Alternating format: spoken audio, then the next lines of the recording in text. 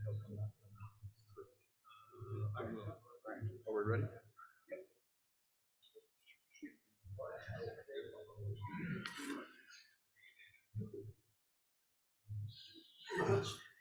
Well, good morning. Thank you. Good morning from Compass Park, beautiful campus. It is our privilege to be able to come to you, both here, all of you that have assembled here at Compass Park. We appreciate you making the journey here. All of you that are online, we appreciate you joining us as well. This morning, before we get to our opening prayer and pledge, we'd like to make some introductions. And as you're introduced, if you will, come forward. First of all, I'd like to introduce our junior Grand Deacon, Brother Jerry Maple. Our senior Grand Deacon, Brother Stephen Bates.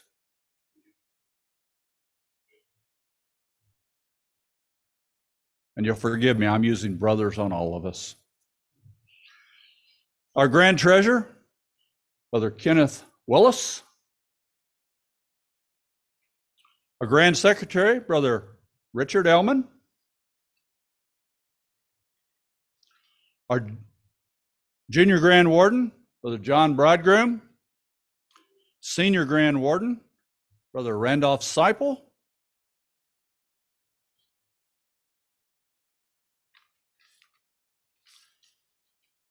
Director of Business Development at Compass Park, Brother Chad Davis. Executive Director of the Indiana Masonic Home Foundation, Brother Eric Vermeulen. The Senior Development Officer for Indiana Masonic Home Foundation, Brother Stephen Sonnefrank.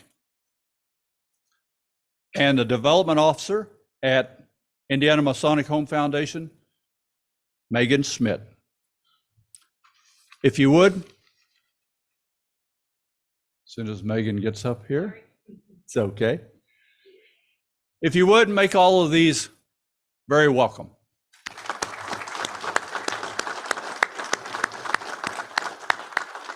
Thank you. You can be seated.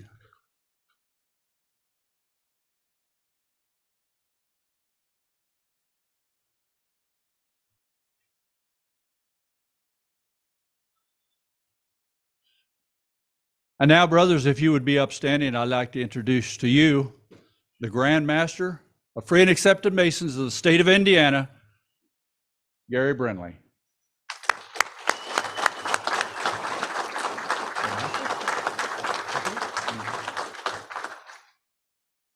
And it is my pleasure to introduce our Deputy Grand Master, David G. Morgan.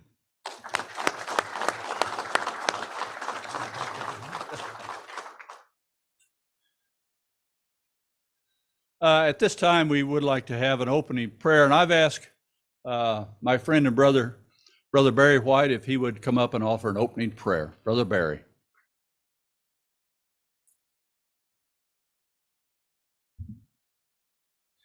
Brethren, if you'll be attentive during prayer. Heavenly Father, we thank you for allowing us each to be here today, Lord, to enjoy the program that's been prepared for us. Lord, let us have some attentive ear today to bring in the beauties of what we're going to learn and display this back to our lodge and to the communities. And Lord, give us all safe travels home, Lord, that we may be with our families once we leave here. We ask all this in your Son's precious and holy name. Amen.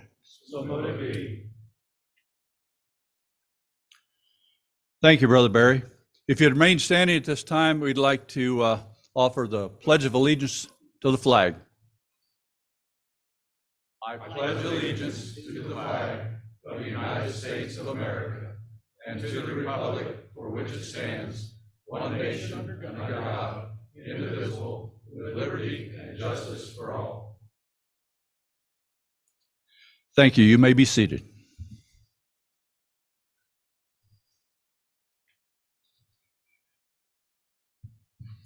At this time, once again, we'd like to welcome our Grand Master of Free and Accepted Masons of the state of Indiana, Gary Brindley. Brother Gary.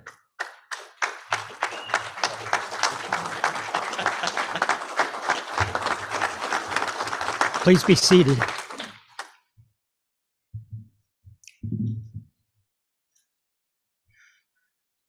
So good morning, brethren. Also, good morning to those of you who are joining us streaming today. Welcome to the 2024 Area Conference. This year is a test for the area conferences, quote unquote. I know a number of you are probably wondering, why are we only having one area conference? Over the last 10 years, the area conference has developed into just a series of presentations to the craft. And if you don't show up at the conference, you don't get the presentations. Our experience over the past 3 years with Founders Day has shown that we get a larger audience via streaming than we do in person. As inflation has increased over the past few years, the area conference cost has increased, and the number of attendees has remained the same or fallen. Typically, the lodges in my area have an hour to go to an area conference, in at least an hour to travel, and it's on a weeknight. And so it makes it difficult for some of those brethren to make an area conference. Last year, we moved the area conference to 3 conferences and recorded for future viewing. This year, I chose for us to have a single area conference with a streaming option so that all lodges would have an opportunity to view the program without having to travel outside their home community, thus saving their own money. In addition, the conference presentations will continue to be available online for viewing at a later time for those who cannot watch today. We know we have a number of lodges that are watching and holding watch parties. I will ask you sometime here this morning, to put in the chat your lodge name, your lodge number, and the number of attendees you have at your watch party. And we thank you for taking the time out of your day and morning to attend and watch. One of my goals for 23-24 was transparency. The streaming of the area conference presentations fits into that goal, as more brethren have an opportunity to view the presentations. The transparency goal started with the presentation of the Grand Lodge membership numbers in January of 2023. As you notice, we went from 75,845 members in 2004 to 40,700 at the end of 2022, and about 39,300 at the end of 2023. The number of Master Masons raised have been running at an average of 2% of the beginning year membership. Deceased members have been running at an average of 3.5% of the beginning of the year numbers. We ran membership projections last year at 4 different, using a 3.5% rate of death, affiliations at 0.677%, reinstatements at 0.29%, demits at 1.5%, and suspensions at 1.5%. We came up with these projections. If we stay at the 2% raisings, which is where we ended up in 2023, in 19 years, we'll be down to about 12,000 members in the state of Indiana. If we increase the annual raisings to 3.5%, we will still be around about 24,000 members in 19 years. If we can increase that raisings to 6%, we'll be right around 40,000. We'll stay pretty much steady. If we can increase new members to a 10% level, we will get to 100,000 in 19 years. So how did we do in 2023? So we started the year with 40,772 compared to a projection of 40,700. We had new Master Masons of 803 compared to a projection of 814. We had affiliated of 199. Reinstated of 129. We had deaths of 1,428, so slightly above our 3.5% number. We had demits of 499, suspensions of 648, and other of 10, giving us 39,318 members at the end of 2023. Now, these are preliminary numbers. They were pulled about the 25th of January. So we still have some opportunities to raise new Master Masons. We have 4 one-day classes coming up, 3 of which are next Saturday at the Valley of Indianapolis Scottish Rite Cathedral, at Tippecanoe Lodge 492 in Dayton, Indiana, at Mizpah Shrine Temple in Fort Wayne, Indiana, and on April 6th at Newburgh Lodge in Newburgh, Indiana. In addition to being transparent with membership numbers, I've asked the Grand Treasurer and Grand Secretary to provide more detailed financial information in the advanced proceedings. Brethren, I think you should have an understanding of where we are spending the per capita we request and where we intend to spend the per capita in the coming year. In my mind, keeping control of the costs at the Grand Lodge level are important as the number of dues-paying members continues to decrease. Having just this one area conference is one step in reducing costs. We've taken other steps to help reduce costs as well this year. My next goal for 23-24 is to remove roadblocks and speed bumps for the generation and advancement of candidates. We've discussed the need for lodges to consider proficiency and move to a method that does not require the candidate to learn the first lecture, pitch and catch, work lecture, catechism, whatever you want to call it. Depends, I guess, which part of the state you're in as to what the name of it is. So I've issued 4 Grand Masters decisions this year, 2 of which deal with proficiency. The first relates to the first lecture and clarifying that the current regulations do not require a lodge to present it if they do not require the candidate to memorize and give the first lecture in open lodge prior to advancing to the next degree. The second decision clarifies what constitutes the minimum mentoring program within the regulations. The regulations stated that you would give a mentoring program, but it did not define what the mentoring program was. So the Grand Lodge office has candidate books that can be purchased as part of a candidate package that includes the monitor to be given when they get their Master Mason degree.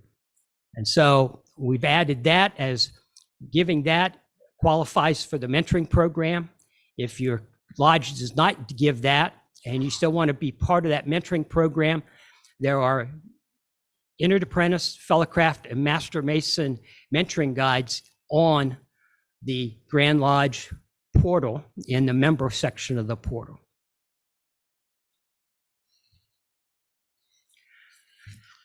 The other items that I will be making recommendations on at annual communication will include changes in the requirements and around background investigations in an effort to better streamline some of the things relative to background investigations and to make the form of proficiency the candidate's choice.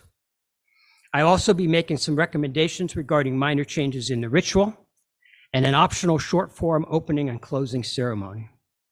Brethren, it's been a pleasure for me an enjoyable year as your Grand Master, and to the Worshipful Masters that are in attendance, I look forward to your support and annual communication.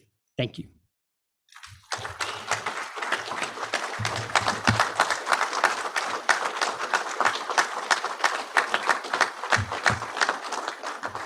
All right, and next I will call up our Deputy Grand Master for his presentation.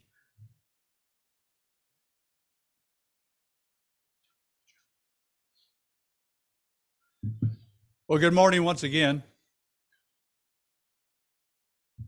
Again, it's my privilege to be able to stand before you this morning and talk to you about, upcoming ideas and things that we can be doing in Freemasonry in the next few months. I mentioned real quickly, I'm going to review just some slides that were used during Founders Day, and then we're going to talk a little bit more about those. I start off this talk this morning asking you a question, and you should recognize the question and you'll know the answer. What come you here to do? All right, see heads nodding. We know the answer to that question. Our job, our role in Freemasonry is different for each of us and yet the same. So looking at going forward, I wanted to look at kind of the situation that America is in right now. You know, the Grand Masters put forth this year some real tough goals for us to meet. And he gave us some information, some numbers that it was very hard to digest as Freemasons. Quite frankly, it was humbling to see those. But we needed to see those to give us the realization that we, Freemasons, need to be doing something. All right? I love going and sitting in the dining room with my brothers. I really enjoy that. But there is more to do. So as I began looking around and studying, you know, the societal changes that are impacting Freemasonry today, they've always impacted Freemasonry. We are not immune. We're not in a vacuum in Freemasonry. We have to live in the society that we are in. That means we have to adapt. I don't want to adapt. I've been a Freemason 50 years. That's not the way it was. I know. And 50 years ago, that wasn't the way it was 50 years before then. Societal changes are really impacting what we do. And so the quicker we recognize those changes and how we can fit Freemasonry into the lives of those Masons that are being changed by society, we'll see growth. I mentioned that, you know, the national news, if you watch it, I haven't in 2 years, and I'm blessed because I haven't, you will see a lot of bad news. It's very dark, and it runs 24/7. So when I was a kid, you got 30 minutes in the evening, and then things brightened up. It doesn't anymore. You get 24/7 of the bad news. We get very little news about the good. And so as we begin looking at that, and we can see that other people besides Freemasons, people that do research and polling, they begin to look at what's going on with our society. We seem to be in a recession of sorts, and not that economic recession that we're always looking for, that they're calling for the soft landing this year. It's a social recession. And that is defined as a decline in bonding and a decline in the general well-being among members of a community as a result of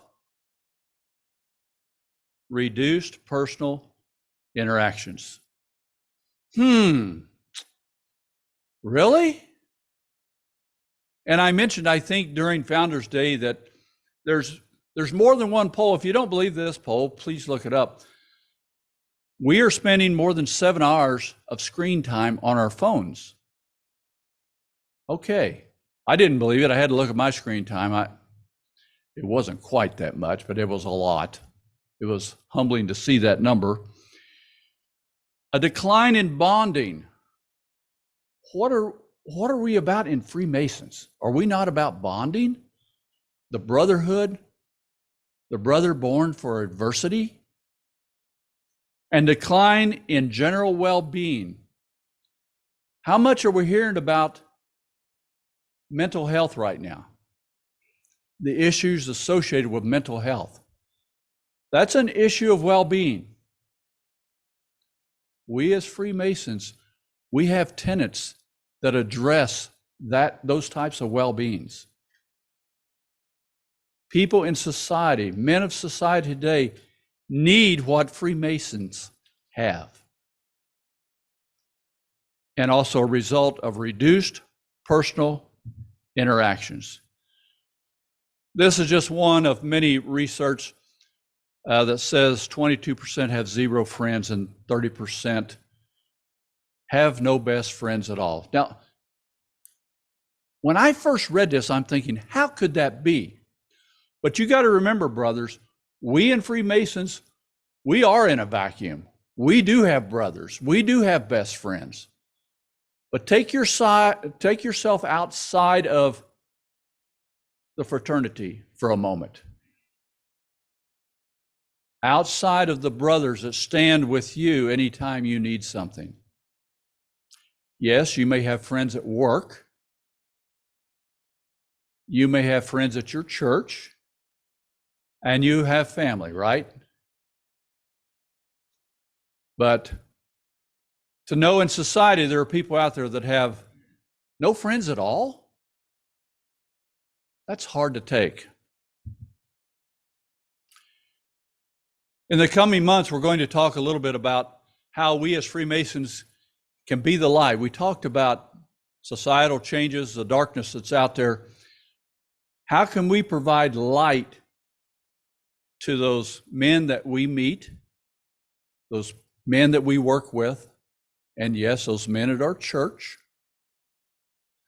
What can we do? It's really a twofold approach. And I really like the first part because that happens inside the lodge. You say, well, we all love each other in our lodge and we never have any disagreements.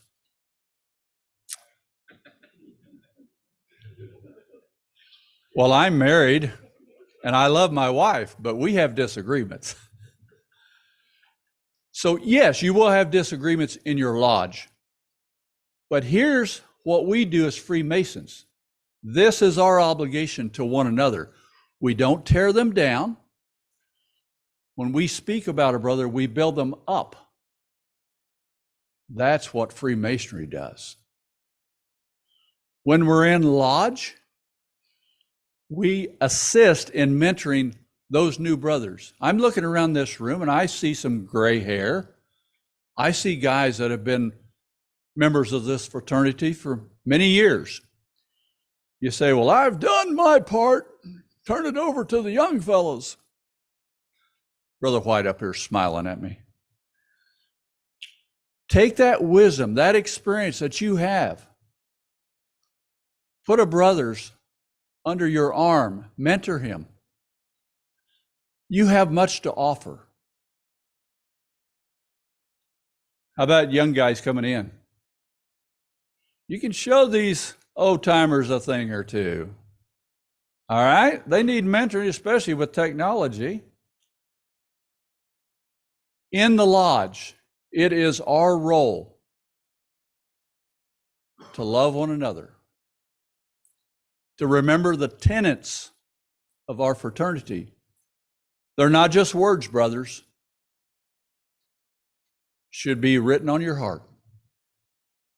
Brotherly love, relief, and truth. Number two, outside the lodge. Oh, I have to go outside the lodge? You know, there are many things we can do outside our lodges. If you go back and look at materials written 100 years ago in your community, you will find articles written about the Masonic Lodge.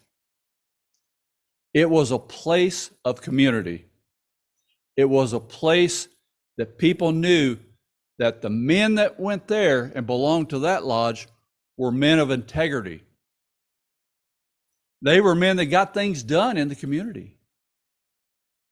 They didn't depend on the state, the county, or the federal government to do it. They were men who got things done.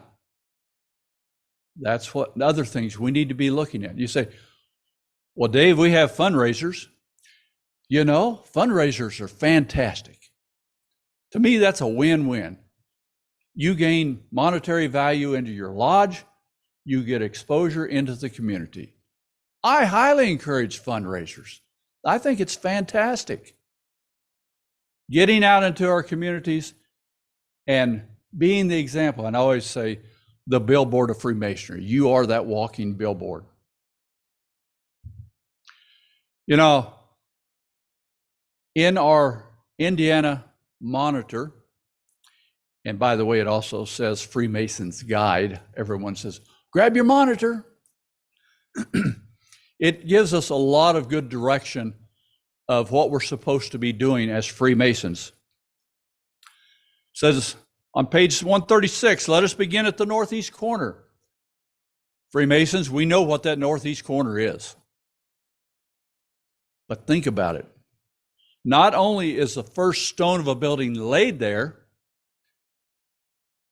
the new master mason stands there because that's the beginning of the line where darkness in the north ends and the light in the east begins. That's that transition from north to east. That's where our new masons stand, and many of us still stand there. Page 141. In climbing the stairs of life, we are dependent on the assistance of other men, aren't we really? We should therefore reciprocate by giving them assistance. Our labors should tend to advance society. We are to work for the good of mankind, not for ourselves alone. And that is a societal thing today also. What can I get for me? Page 125. The science is of no avail unless it leads to the practice of the art. And though we should possess all knowledge and be able to, in beautiful and sublime language, to utter the thoughts that arise in us as we contemplate the glorious work of your order, our order, it profits us nothing. It is not by intellectual attainment or oral expression that we become masons, but by the way in which we acquire the science and couple it with the art of what? Temple building. That's us. And practice it in our everyday association with our fellow man. No degree of masonry is of any avail unless it bears fruit. That first line in there says, the science is of no avail. What is the science of Freemasonry? And then right after that, the art. So we've got science going on and we've got art. All right, I want you to think about this a minute, because much has been talked about in the past few years of the art of Freemasonry. I will propose that the science of Freemasonry is the ritual. That we are supposed to write on our hearts, and it is supposed to change our lives. That's the importance of ritual. It's the science. Now, the art, that has some personal things. You know, you can be artistic, and it doesn't follow a real set of rules. You, your lodge, me, I can display that science through an art that is different than yours or yours. It gives us some latitude to be different. That makes it exciting, Freemasonry, to take that science and convert it to an art.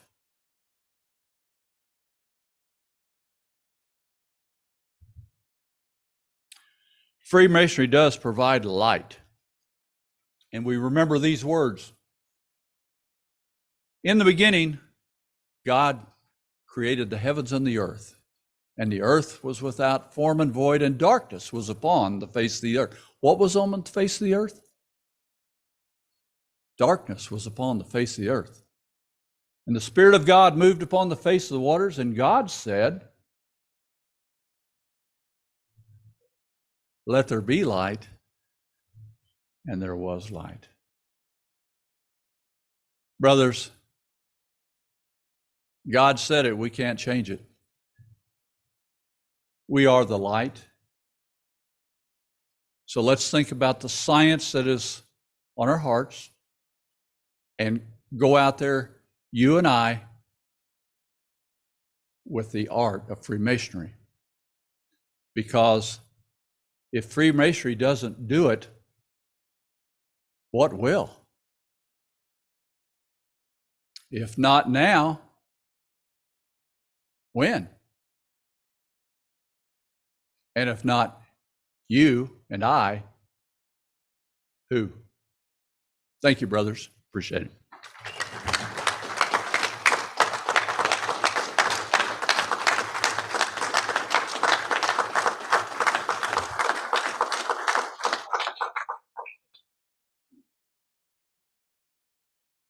At this time, it's my privilege to be able to bring back to the front my good friend and brother Chad Davis to speak on the behalf of Compass Park. Brother Chad. Hello, everyone.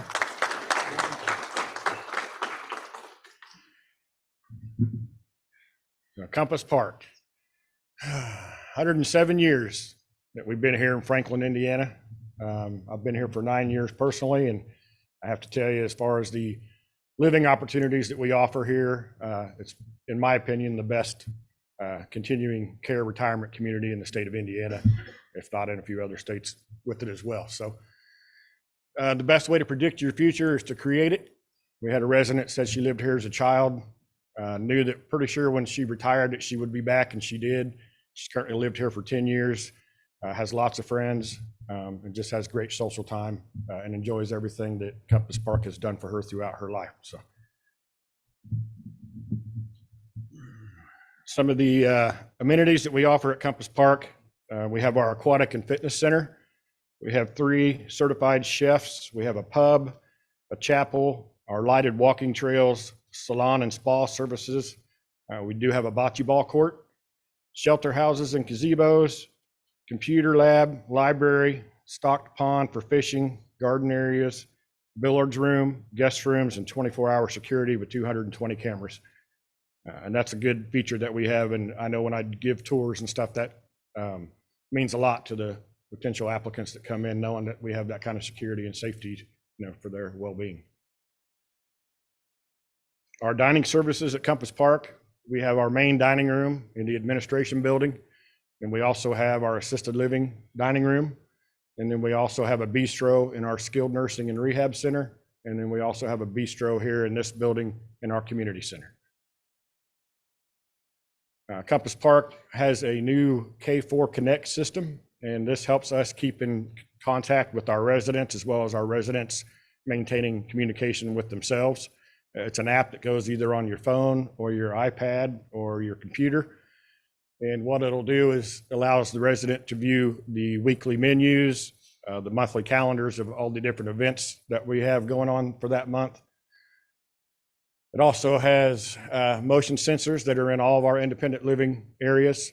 And what that does is between the hours of 5 a.m. and 11 a.m., wherever you're at, you need to walk in front of that monitor. It detects motion.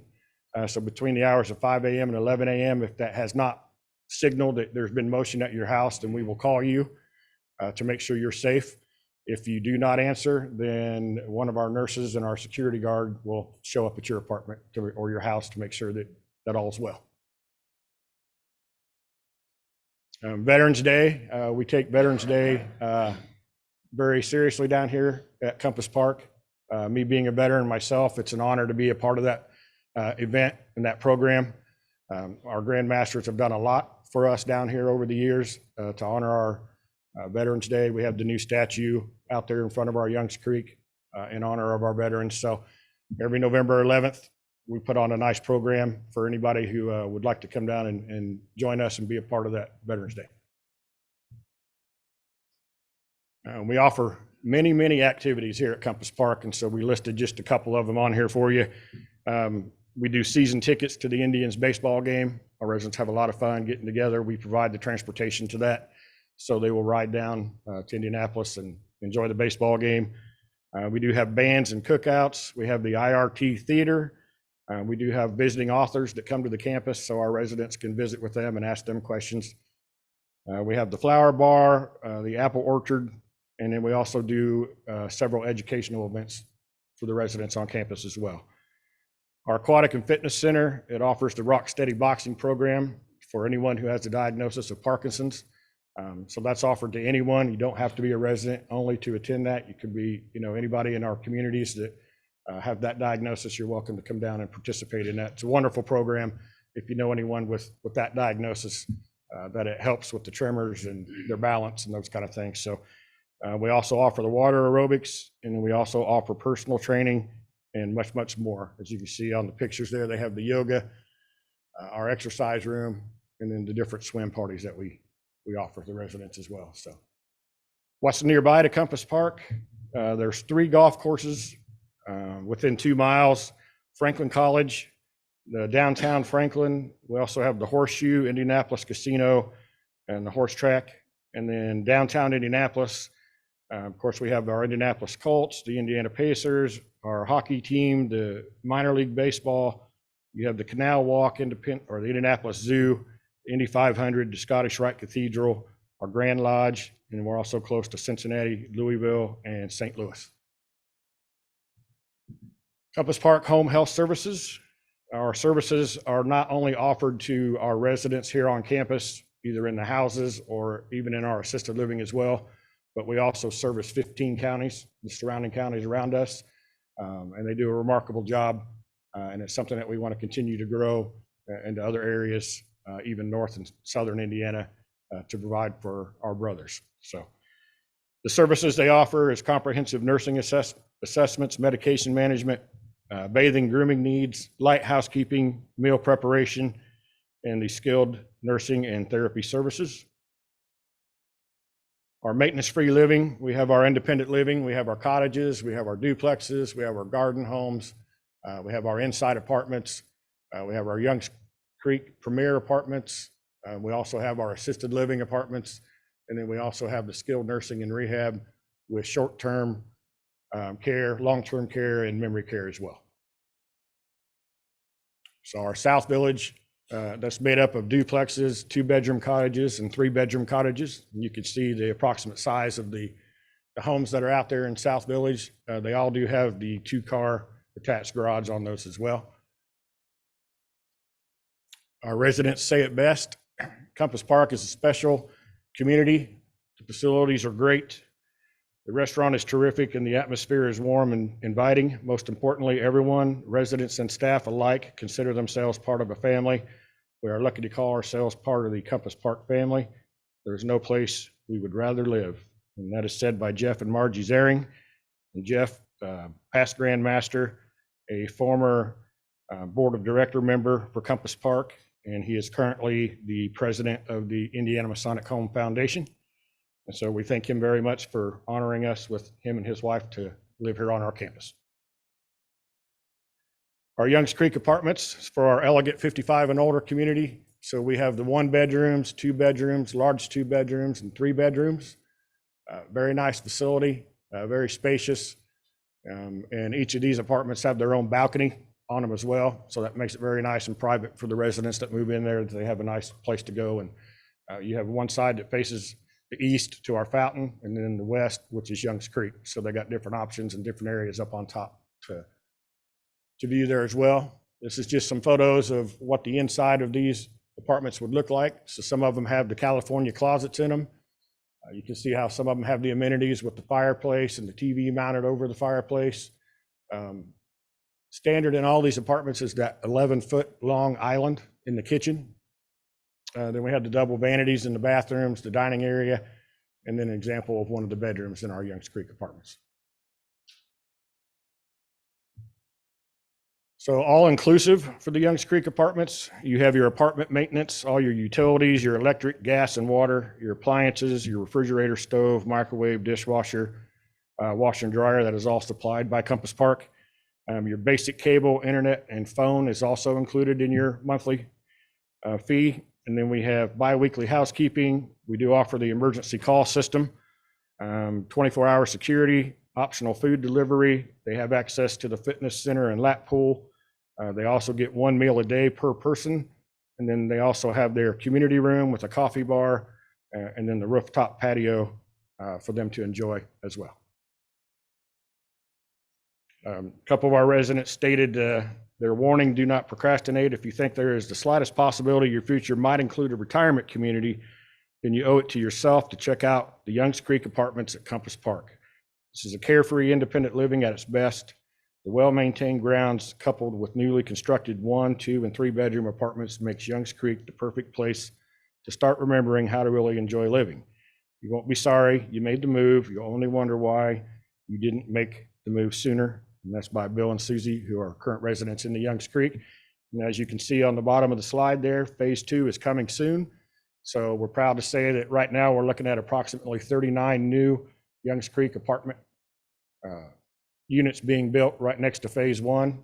The majority of those apartments are going to be large 2-bedroom and 3-bedroom. And so right now, that's our goal is to get that started. And I already have 13 couples on the wait list that are ready to come in and apply for those apartments. So our assisted living, there's 48 apartments. They're all 1-bedroom, 540 square feet. What makes them feel very nice is the fact that they have the 10-foot high ceilings. So it feels very roomy in there. And as I tell most people, when you're coming to the point in assisted living, you don't want 2,000 square feet to have to take care of or move around and do. So it's very accommodating apartments that we have here to offer for our residents. Our skilled nursing and rehab, it's 167 private rooms. Again, we do have the bistro in there as well. It's very nice. It doesn't matter what your payer source is. It doesn't matter if you're private pay, Medicaid, Medicare. You always have your private suite, and it does have your own bathroom and shower inside your room as well. So none of the community hallways. The dining areas are very accommodating to the residents that come into the dining room. Each pod that we have is broken up into about 20 residents per area. The staff becomes the waiter and the waitress. They take their orders for their meals. It's cooked fresh and brought right to them and delivered it just like if they went out to eat at a restaurant. So very accommodating for the residents that live here at Compass Park. One of the new items that we recently got here for Compass Park is called the R0 UVC disinfection device. So this unit actually goes into any area that we put it in, and as we turn it on, in a matter of minutes, it completely disinfects that area that it's in. And it creates sustainable air and surface UVC disinfection. So 99.99% of all microorganisms are killed by the light coming out of this machine. So we're very proud to offer that here at Compass Park to ensure the safety, especially after the outbreak of COVID and things like that, that we've got items in place to take great care of our residents. So some pictures of our skilled nursing area. We have the therapy pool that has a built-in treadmill in the bottom of that. So it's really good that the therapists can work with their patients that are rehabbing, can actually see how they're walking with the cameras under the water. And it's much easier for the patients to recover walking on a treadmill in water instead of just on a regular walk or a treadmill by itself. Picture of our therapy gym, a lounge area. Just on the other side of that is their dining area, but that's the lounge area for our skilled nursing. Example, the private room that they have, our front end of our bistro. And then we also have our snoozling room, which is what we use on our memory care unit. And that is to help us prevent the use of medication when someone has different degrees of Alzheimer's or dementia. If they get a little frustrated, instead of having to medicate folks, we have this room as an option where they can go in with staff member or family member, different opportunities as far as using computers, watching different CDs or pictures of their families. And then we have different areas where you can see the bubbles go up through. They also have hands-on things that they can do as well to pretty much distract from anything that was causing that agitation.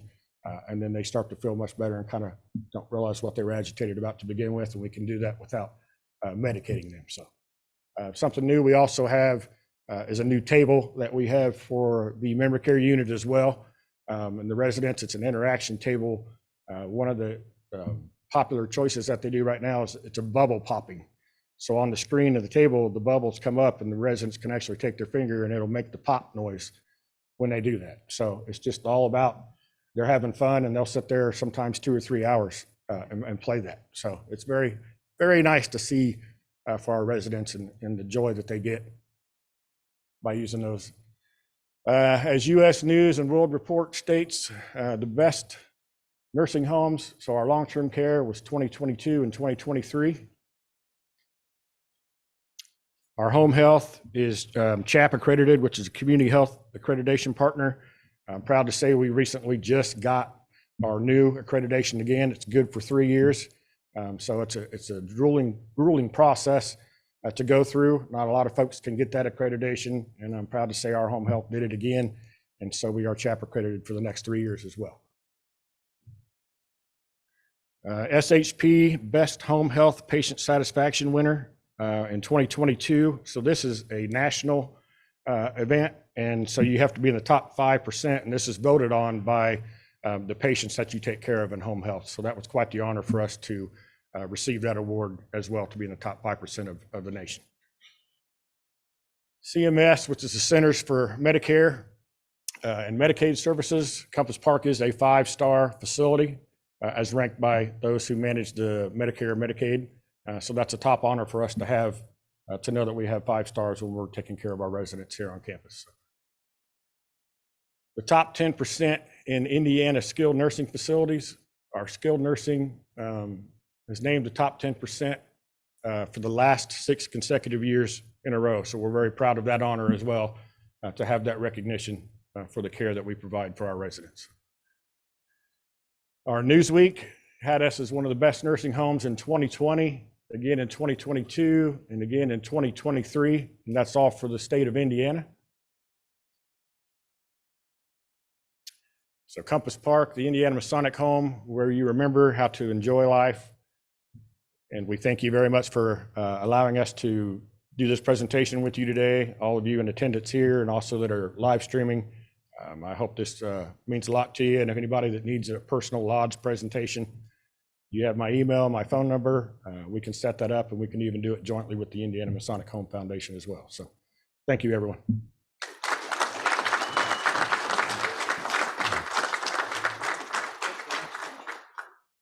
Yeah.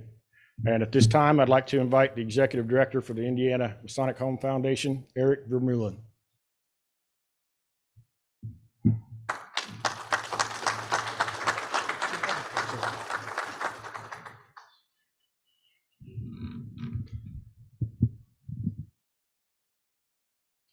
It's great to have the opportunity to be able to address the many brothers who are watching us from home and even watch parties at their local lodges. We greatly appreciate your interest in what we're doing, and thank you for your continued support. In addition to that, we have a very nice crowd here at the community center at Compass Park here in Franklin. And it's very appropriate that we're in this building because it's your generosity that has, through the foundation, helped make this very building possible. And there are many other improvements on campus that are there because of that as well. The fact that you made a commitment to support the residents of Compass Park through the foundation, and we're extremely grateful for that. Among the many people who have helped to translate your generosity into that vision are our members of the board of directors. And those of you on the live stream can't see them, but I do want to recognize we've got 3 of our board members here in the room, including our president, Jeff Zering, the chairman of our investment committee, Bob Hukin, and our grand secretary, Rick Ellman. And then in a couple months, we're looking forward to welcoming our Grand Master back after his service to Grand Lodge. So we have a very active and caring board that helps to make those things a reality, and we're very grateful for that. As you can see, we're an entity that's been around since 1936. Chad mentioned the beginnings of the Indiana Masonic Home at Compass Park being 1916, so we're just lagging behind 20 years. So we've been around for a great deal of that time, and have been proud to be able to be a supporting partner as we go through the many years together. Here's a phrase that'll seem familiar to all the brethren, a commitment that we make when we become Masons to help, aid, and assist.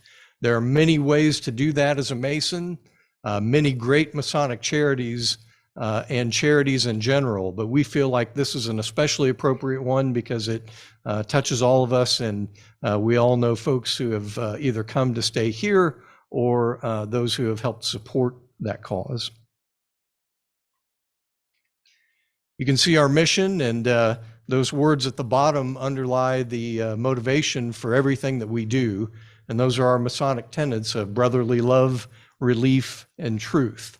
And with those 3 concepts in mind, the board and the staff do the 3 things that turn the visions into reality. And that's to raise funds, prudently invest them, and then faithfully distribute them. And that's our commitment to you on an ongoing basis. And that's how we hope to continue to honor the generous commitment that you make to us. Here's a little snapshot in time since 1980, which is what we consider to be the beginning of the modern era of the foundation, to give you an idea of what your support has done through the years. Since that time, a little over $100 million in direct fraternal care for the residents here, and then just shy of $40 million to support special projects here on campus. Again, this very room, this very building that we're in, being a very nice example of that. And these are things that benefit all residents on campus. But keep in mind that about half of the residents in Ball Brothers, as well as in assisted living and in the skilled nursing center, are here on fraternal care. So your assistance is crucial, and it helps to make sure that these services are available to all the brethren and Eastern Star members throughout the state. There are a lot of different ways to support the foundation and in turn support the residents of Compass Park, beginning with our planned giving society, our legacy society, if you will, the Corinthian Society. You can make a charitable IRA distribution. We've got donor clubs. You can do an annuity, our brick program. You can even donate a vehicle. We've had some fairly vigorous vehicle donation activity here in the last couple of years, and we're very grateful for that. It seems to be a good option as people look at what they might do with their vehicles as they trade up or trade over. There are naming opportunities for buildings, and something that our colleague Lisa Dawn Doggett would not forgive me if I didn't mention with a big smile on my face, and that is our golf outing on June 6th of this year, which will be at the Country Club of Indianapolis. And I know many of you are big supporters of that and will be again this year. So just know that we're looking forward to hosting you that day, and that the funds you provide not only help to benefit the residents of Compass Park, but also Shriners Children's Hospital. So it's a great 2-for-1 opportunity for all of us. We're very honored this year to have the opportunity to support Grandmaster Gary Brindley and First Lady Marilyn's project, which is to bring another Tovertoffel unit onto campus. Chad made mention during his presentation of various pieces of equipment and opportunities to help residents rather with dementia to combat that. And the Tovertoffel is one that certainly does that in a big way. And the campus here already has one Tovertoffel unit. And just to let you know, those things run about $14,000. So $14,000 is not a small sum. And yet, through the Grandmaster's leadership on this project, we've already managed to raise that much for one unit, and we're getting close to a second unit. So that would be 3 total for the campus, and will benefit the residents greatly. So I'm going to give you a little chance here to see what that unit looks like.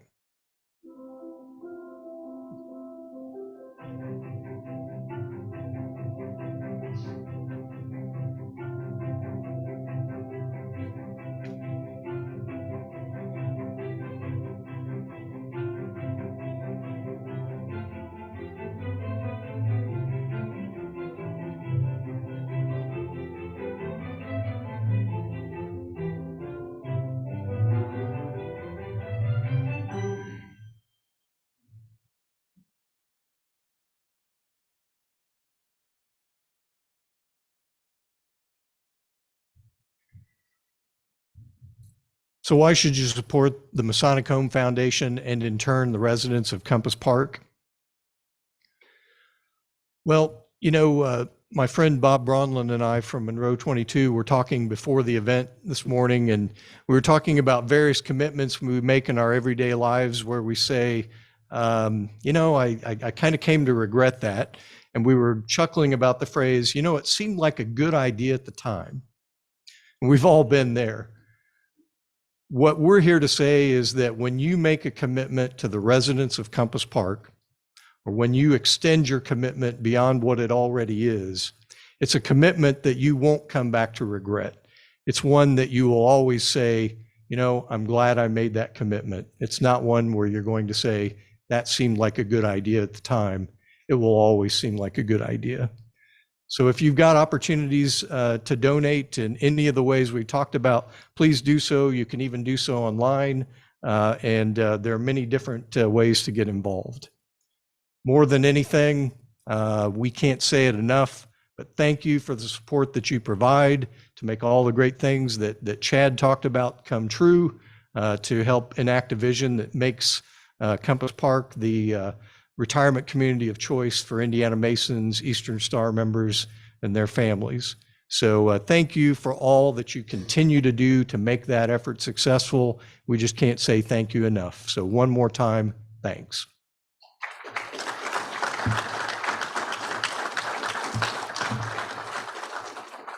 Now it's my pleasure to call up our Senior Grand Warden, Randolph L. Seipel.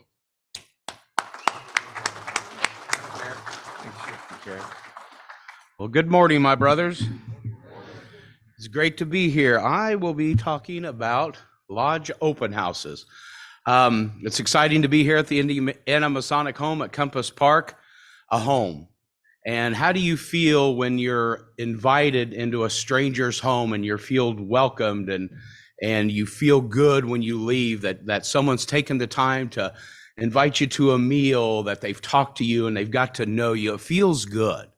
It feels good in this era of trying to bring new brothers in. A lot of brothers struggle with the idea of how to talk to somebody about the fraternity, how to explain what the fraternity means to them.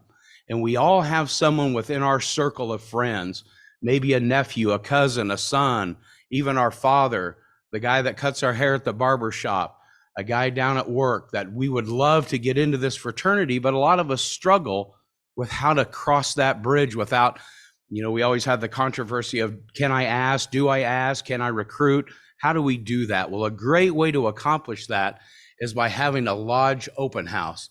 So you can see the questions I'm going to try to answer. What is an open house? The types of open houses? Who are your target prospects? What kind of agenda should you have? How to follow up? And then more importantly, how to follow through. So basically a lodge open house is just inviting a friend, a relative, someone that you know, someone that you feel like would be a great Mason into your lodge. The lodge is what to us? It's our home. It's our home. My lodge is my home. I feel almost as much at home at Temple Lodge 47 as I do in my own home because I feel supported there. I feel loved there. And if I need something, that's where I go to, is to my lodge. When we share the aspects in the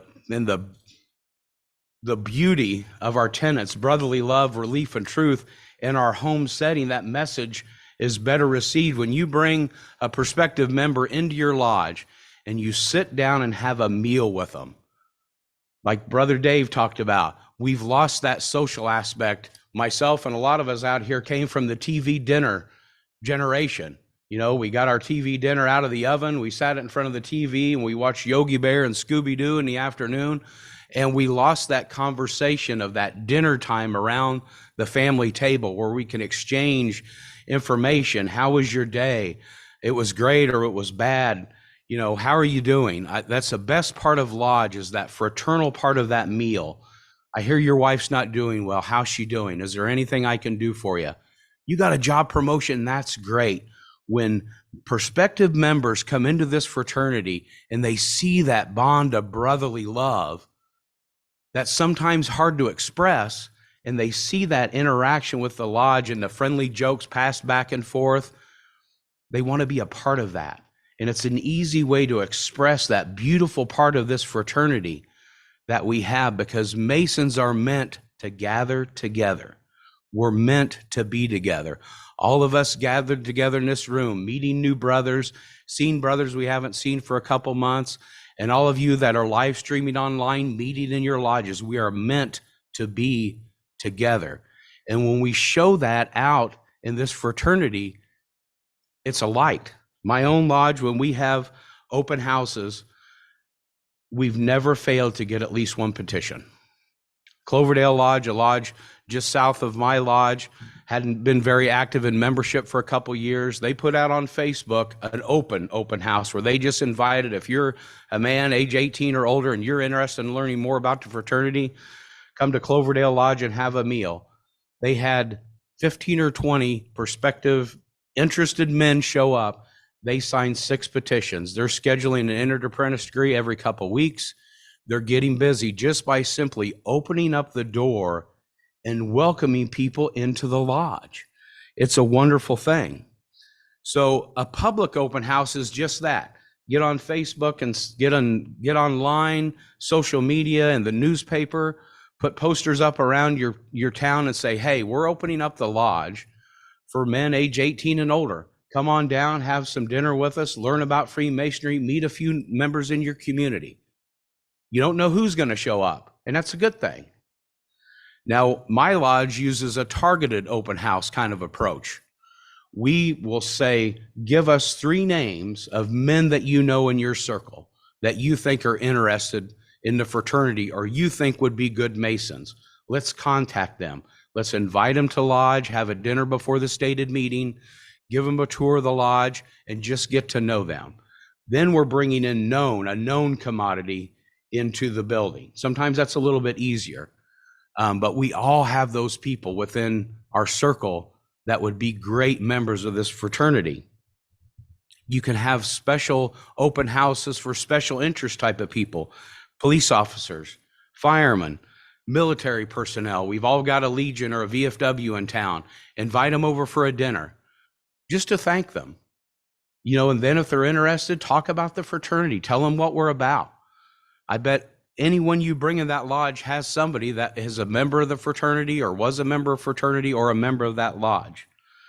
We do a lot of impromptu open houses. If we have somebody that just the other day, I had a donation made to the lodge and we went and picked it up.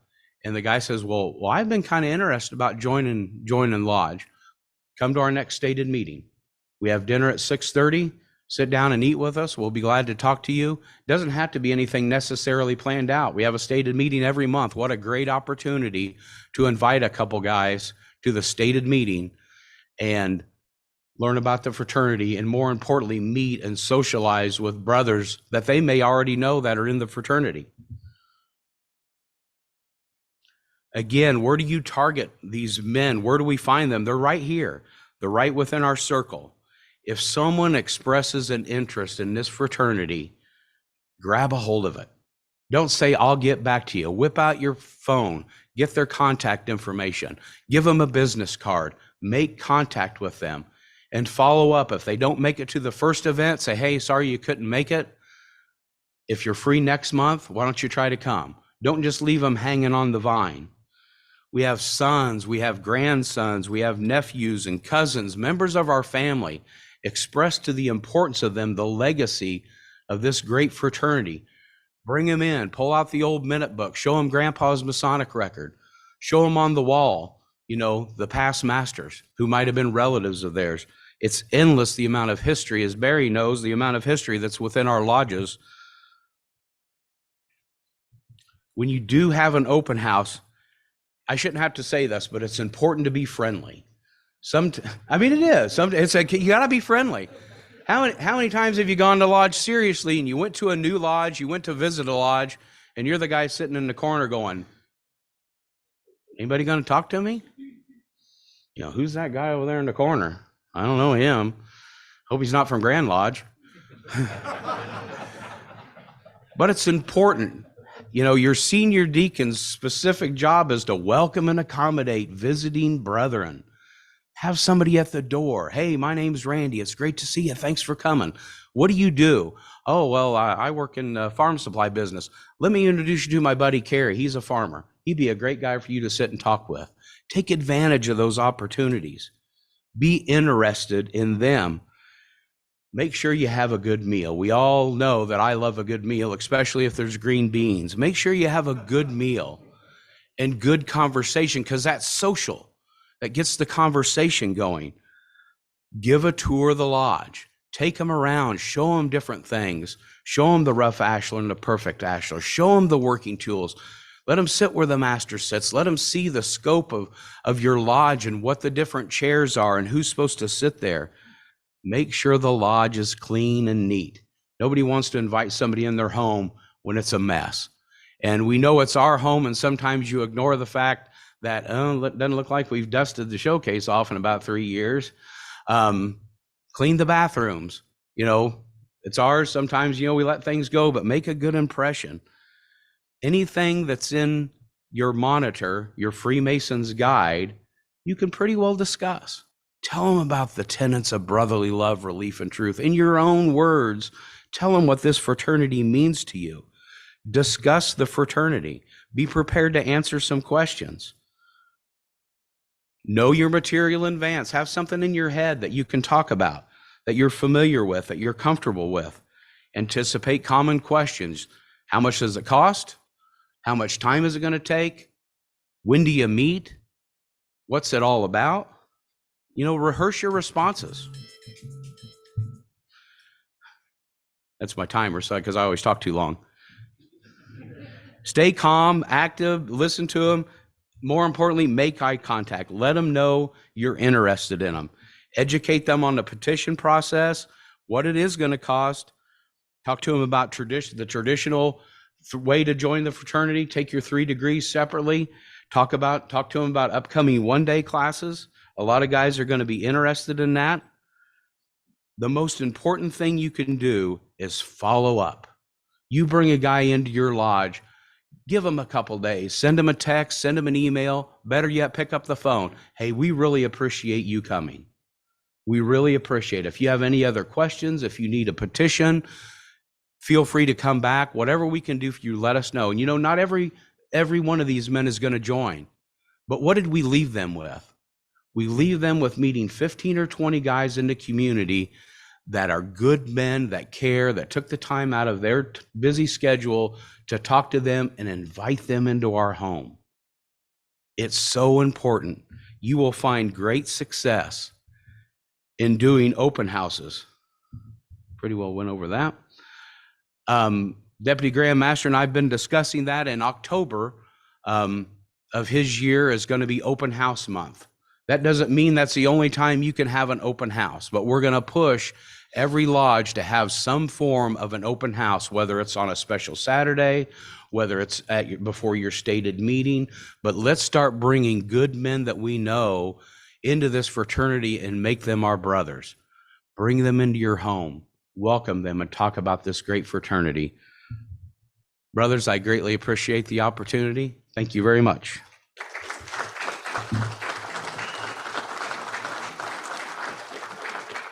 It is now my privilege to introduce the one and only, the often have been imitated, never duplicated, John Bridegroom, the Junior Grand Warden.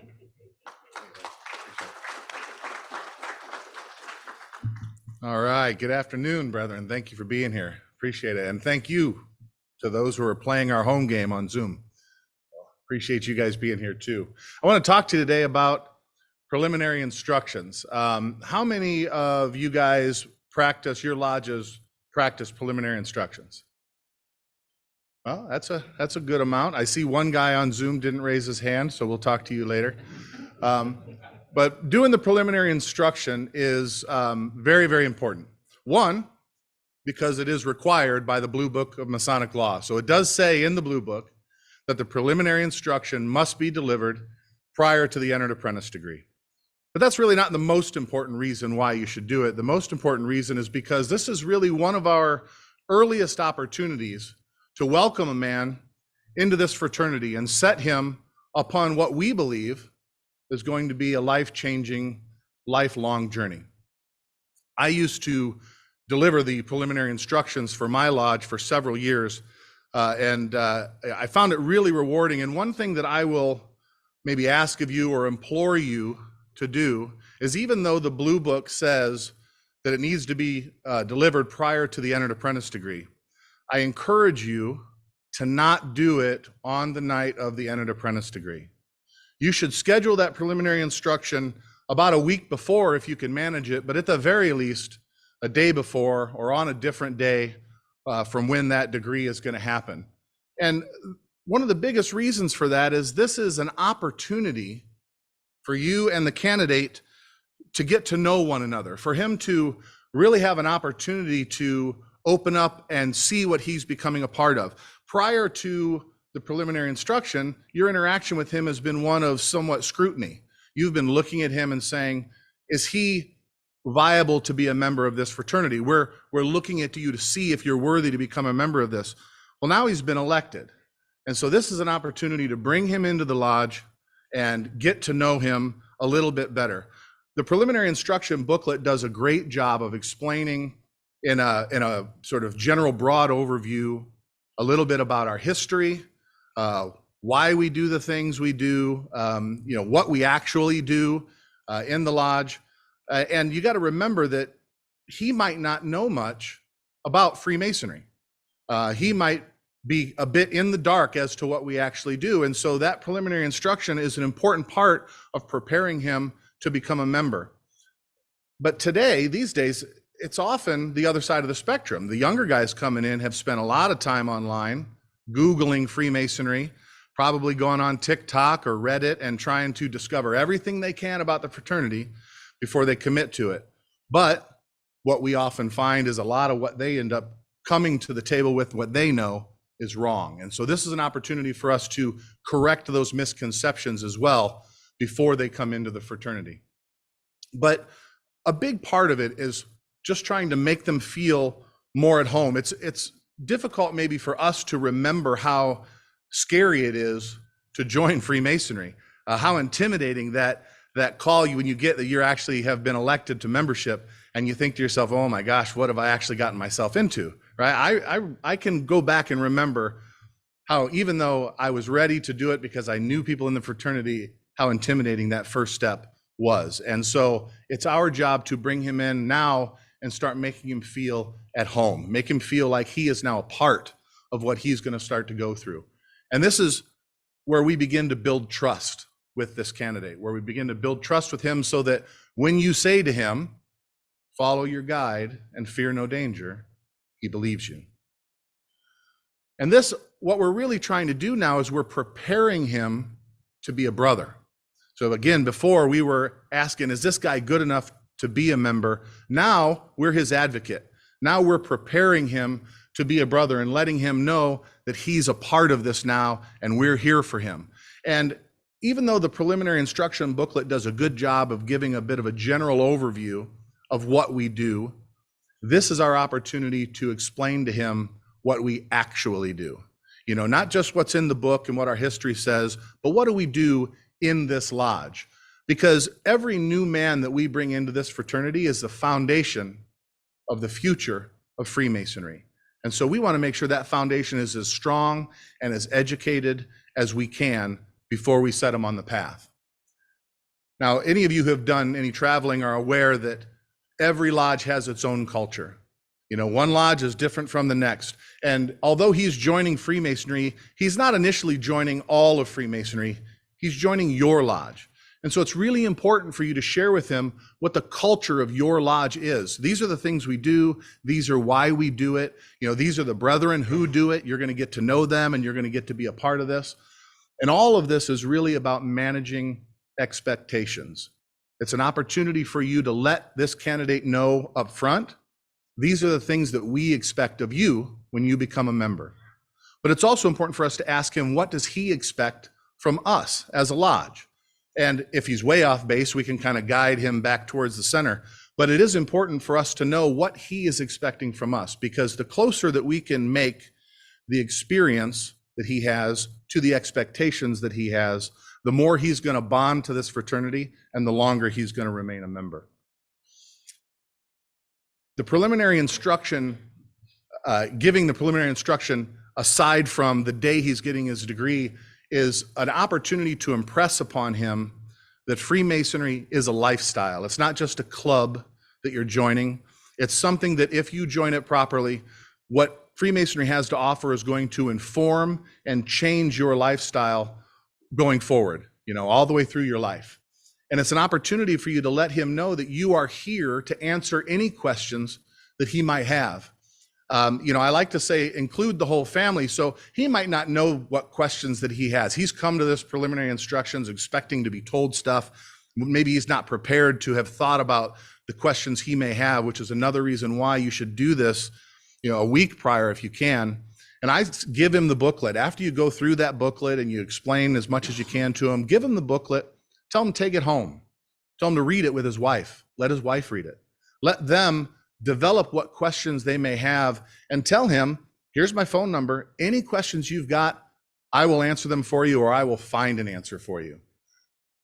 Also, remember that they bring something to the table. I had a gentleman to join my lodge, and he had this expectation that we were going to be doing all of these charitable activities. And at the time, we didn't really have any charitable activities on the table that we were doing. He came in and he said, well, I thought we were going to be doing, they said, well, what would you like to do? I would like to do a coat drive. And I said, well, this is a perfect opportunity. Come to the lodge, explain to the guys that you want to do a coat drive, explain to them what it's for, and let's get some guys together and let's do it. What you want out of Freemasonry, you can bring it to the table, and you are now part of this lodge, and we can make that happen. And it gives them a little bit of skin in the game. It gives them an opportunity to be a part of something that they've now joined. And let them know that if they take to heart the teachings of Freemasonry, they're going to be building experiences that are going to last them a lifetime. As our Senior Grand Warden, Randy Seipel, has said several times, we're not just looking for members, we're looking for brothers. We're wanting to bring in people that we can build and strengthen this fraternity with, and that we can stand side by side and be proud to call them brother. So creating a sense of belonging for them is key to making sure that they understand that once they join Freemasonry, once they join your lodge, they're a part of this, and they will be an equal to everyone who's a member of that fraternity. Making sure that they have all of these elements, all the information that's in the booklet, all the information about your lodge and what they do and what the culture of your lodge is, you're creating an informed brother. And an informed brother is a stronger brother, and he's a brother that's going to stick around longer. That being said, it is also important that we deliver on our promises. So when you are having this preliminary instruction with him and you're explaining all these things to them, make sure that you are living up to the things that you're promising him when you're talking to him. When you talk about the culture of your lodge and what you do, make sure that you actually follow through and you do those things.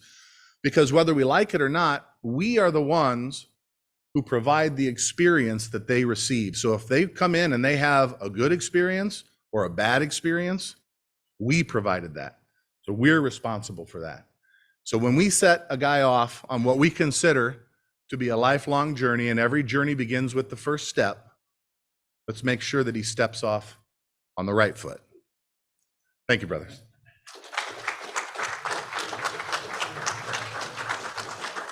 And now it is my pleasure to introduce to you our Senior Grand Deacon, Stephen A. Bates.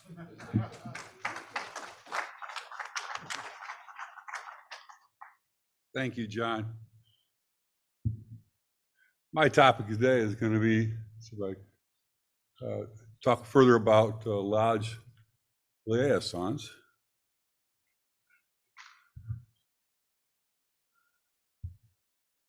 There you go. So here is some.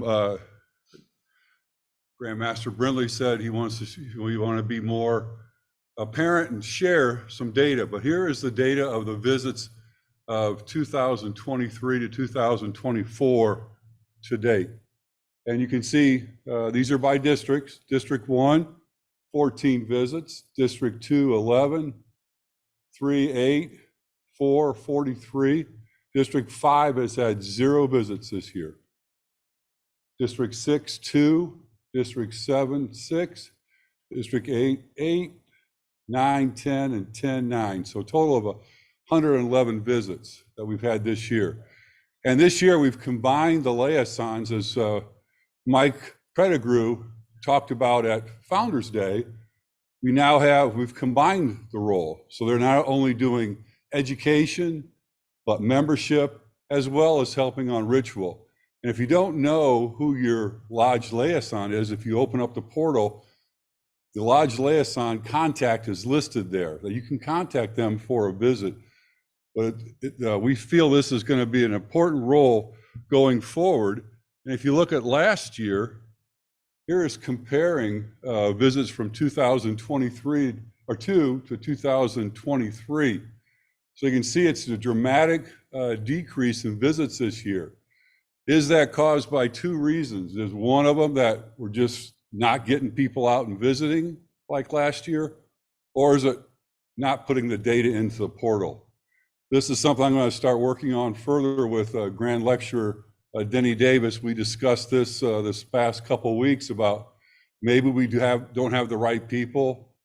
Maybe we do have the right people and they're not motivated, but those are the things that we're going to get with and try to identify brothers to make sure we have the right people out there helping.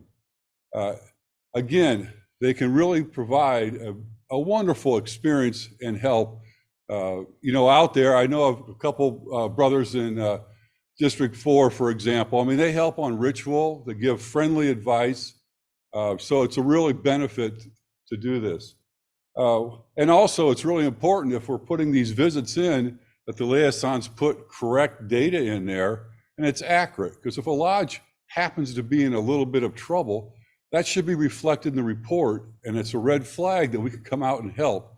The whole purpose of the liaisons is to help out there. And so hopefully over the next few weeks, Denny and I will get together and identify some stuff because we really want to kick this up back in gear for 2024 and 25.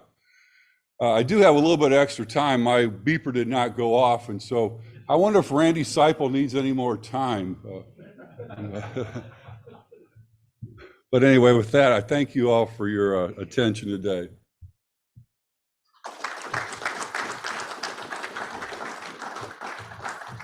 Now it's my pleasure to introduce Jerry B. Maple, our Junior Grand Deacon.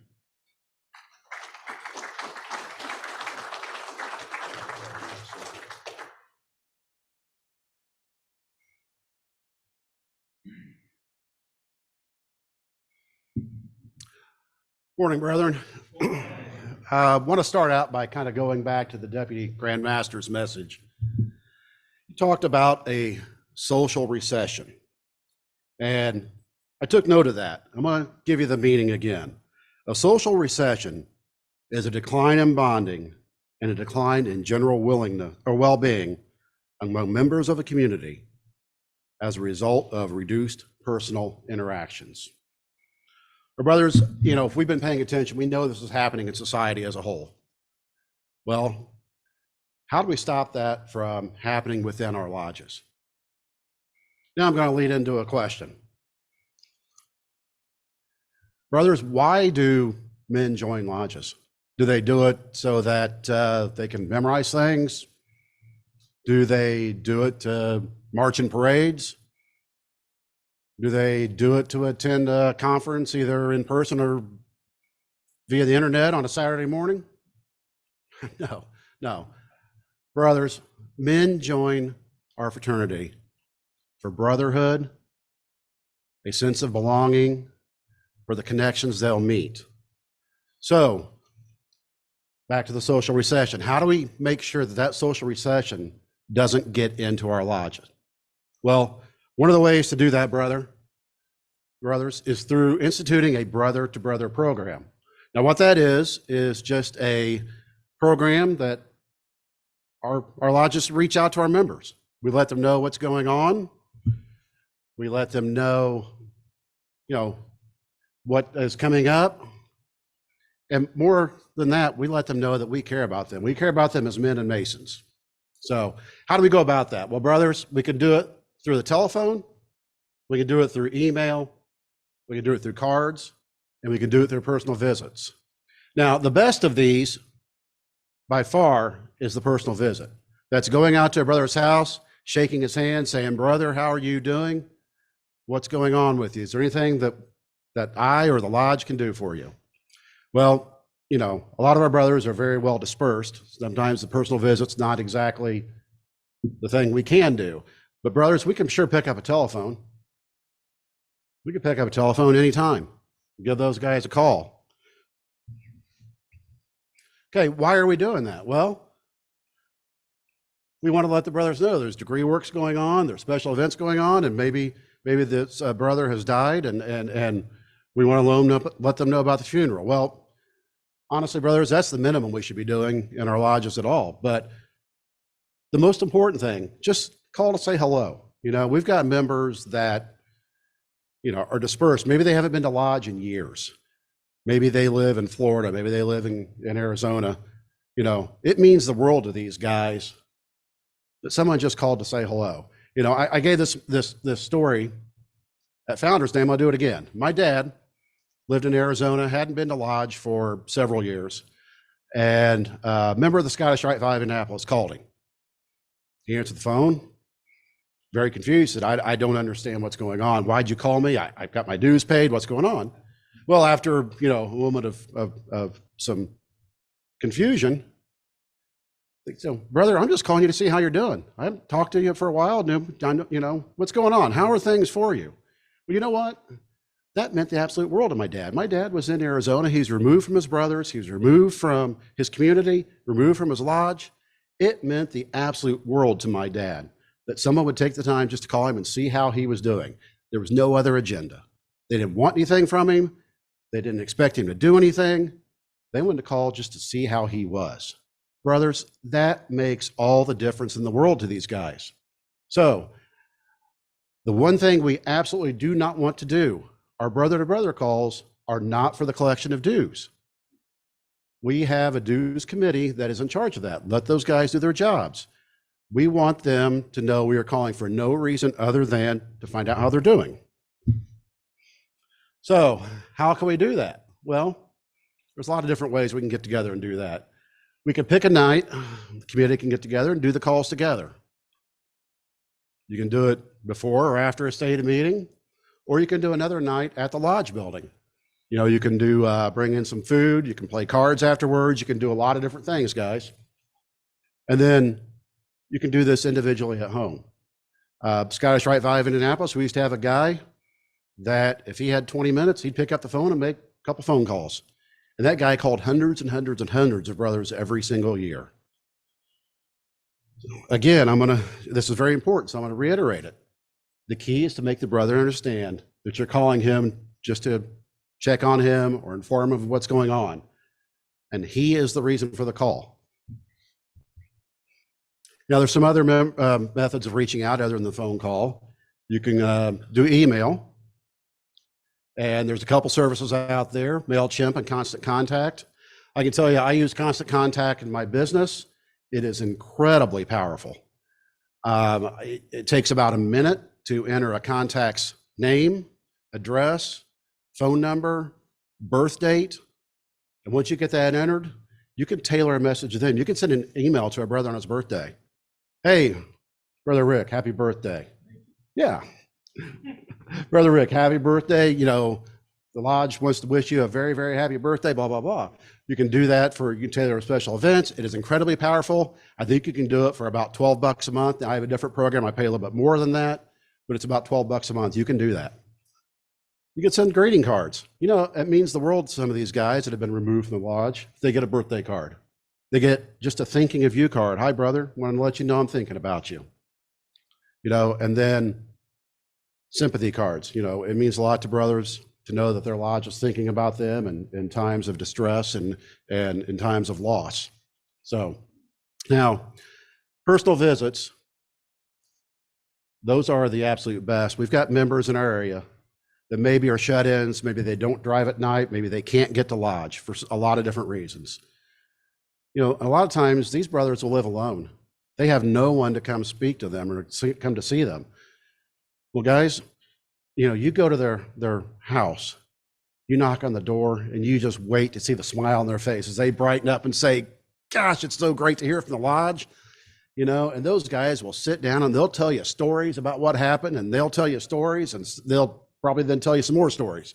But those guys, when you leave, that smile will be just as broad as any smile you've ever seen, because those guys are so happy to see that the lodge cares. So, and then also sometimes, as I spoke earlier, brothers experiencing a hard time, maybe a brother's experienced loss. You come to that brother, you shake his hand, you give him a brotherly hug, and you say, brother, I love you. I care about you. The lodge loves you. The lodge cares about you. And that means just as much, brother. So the key to any brother-to-brother program is to do it. You start it. You start it and you do it. And you do it consistently. You do it with purpose. And you do it in an organized fashion. You get it together. You do those. You get that night at the lodge. You keep track of whom you've called. You keep track of who answered. You keep track of what maybe a brief thing on what you spoke about. Guys, we are taught in one of our degrees that we are to spread the cement of brotherly love and affection. Are we to do that with only the guys that come to lodge? Or are we to do that with every member of our fraternity, every member of our lodge? I think it's everyone. So thank you, brothers.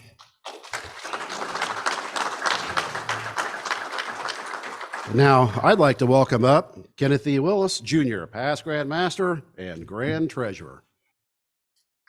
Thank you, Brother Jerry. Well, good morning, everyone. It's good to be here and talk with you about a couple of business items, I guess. The first one is background checks. Several years ago, we instituted by law the fact that we were going to require a background check for all petitions. And at the present time, that means just what it says, all petitions. New petitions, transfers, dual membership, reinstatement, all petitions are required to have a background check.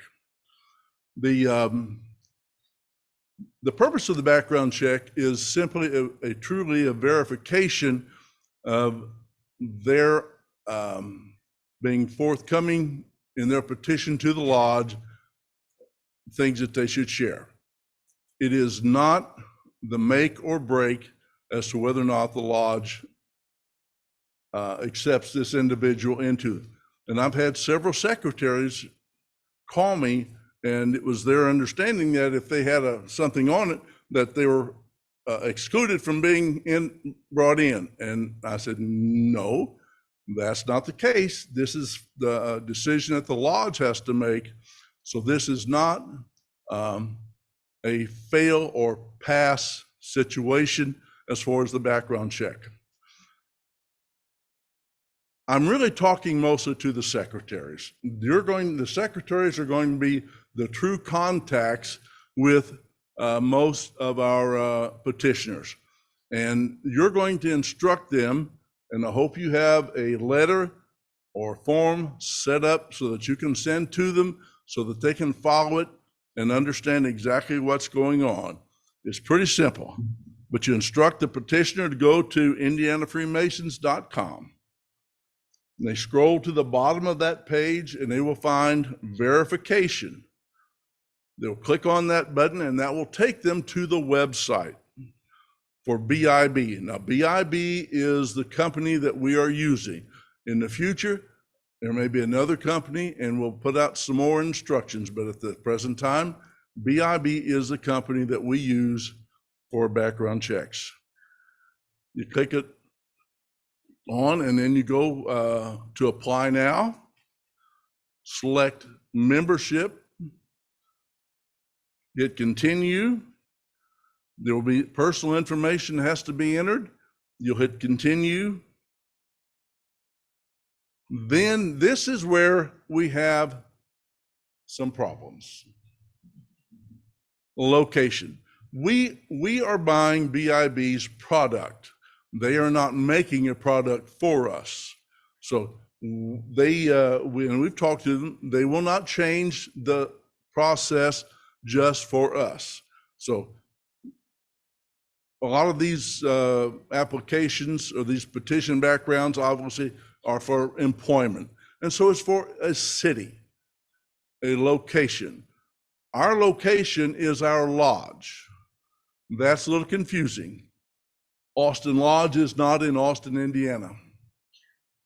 Madison Lodge is not in Madison, Indiana. Tipton Lodge is not in Tipton. And I can go on a little bit further. So it's important, very, very important that the secretary informs this individual and emphasizes continually that they have to go on the scroll and find the name of the lodge. And I will tell you right now that I deal with probably 4 or 5 every week where the wrong lodge has been chosen because they picked a name of a city. Sometimes I've even said, well, that was the county. I mean, DuBois County, so I picked DuBois Lodge. No, I'm sorry. You needed to go to Jasper, and there's always contention there anyway. So make sure, secretaries, that you inform them that they have to go to the name of the lodge, and make sure you supply them with the name of the lodge. Because again, I've had petitioners, they didn't know what lodge they were going to. And they had a number, but they didn't know the name of the lodge. Once they've done that, they will be given the option to pay, and it's through a debit card or credit card, and the cost right now is about, I think it's $14.95. $14.95. $45. Okay. $14.45. And again, I'm talking to the secretaries. Be patient. This may take some time. I've had them entered in on by 9 o'clock in the morning, and by noon I've got a report. Some of them are that fast. I've had some to take 6 months. It depends on how many times they have moved and how many states they have lived in. And until they're all completed, it is an incomplete report. And I can't do anything about it. I can't make them faster. I cannot call the courthouse in Kansas to tell them to hurry up with that, because I'm getting pressure from the secretary that they want to vote on him tonight. I can't do that. So, guys, be patient. Understand that everything takes time.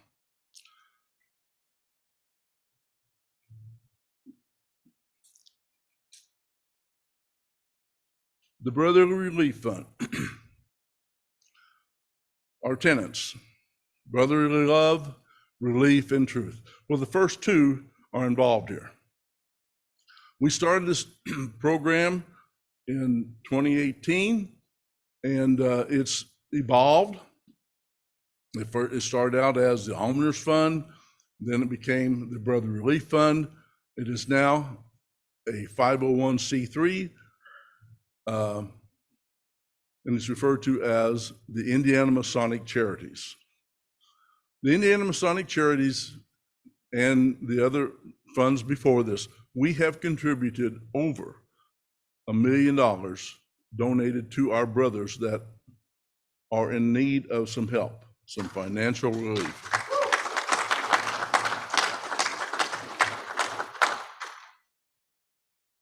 It's not a difficult process for us to do, but it does have a few things that we have to do.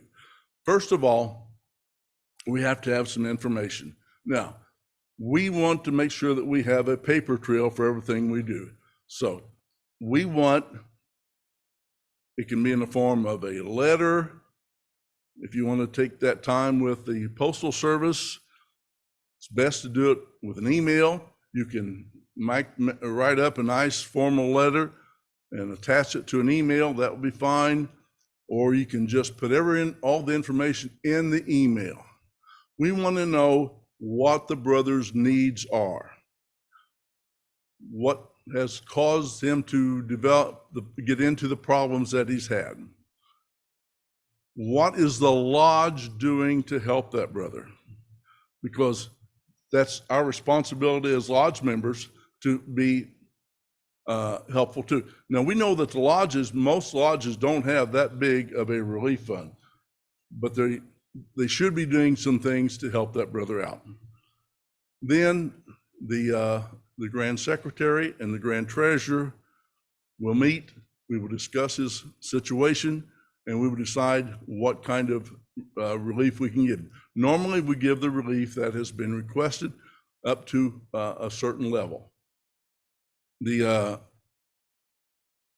individual can apply for himself. The lodge secretary can apply, the master, or any brother in the lodge that knows this brother is having some problems can make the application. We don't have a formal application because there are just too many things out there that can be a problem, that can cause an individual to be in financial distress, and trying to decide whether or not, yes, I did this, yes, a form just simply doesn't feel personal. And we can gather all the information that we need from those individuals that are responsible for making the application. You can send the email to the Grand Secretary or the Grand Treasurer, and we will take care of it. Normally, we have a decision made within just a few days. If you want to make a contribution, do not make it to the Brother Relief Fund. Contributions need to come to the Indiana Masonic Charities. And if you need a letter for tax purposes, let us know. We'll provide one. So brothers, continue to be generous and giving to the fund. Continue to take care of your brothers at home, and we will try to take care of brothers across the state as those problems develop. Brothers, I thank you for your time and your future support. Thank you.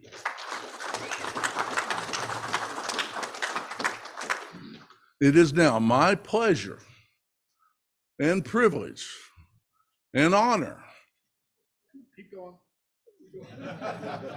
to introduce to you Richard J. Ellman, past Grand Master and Grand Secretary of the Grand Lodge of the state of Indiana.